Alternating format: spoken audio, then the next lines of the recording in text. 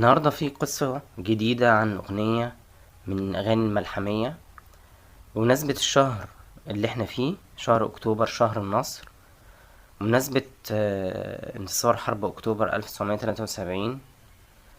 قام بليغ حمدي وزوجته الفنانة وردة الجزائرية في الوقت ده بالتوجه إلى مبنى الإذاعة، وكان معاهم الشاعر عبد الرحيم منصور عصر يوم 6 أكتوبر، وامتنع الأمن عن إدخالهم.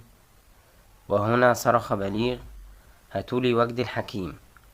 وجدي الحكيم في الوقت ده كان مسؤول بالإذاعة، وحضر وجدي وحاول يفهمه إن الحرب بدأت وما ينفعش حد يخش الإذاعة. فصرخ بليغ وقال لهم: أنا هعمل محضر فيكم إنكم رافضين تخلوني أغني البلدي. ومع تصميم بليغ حمدي على الدخول لعمل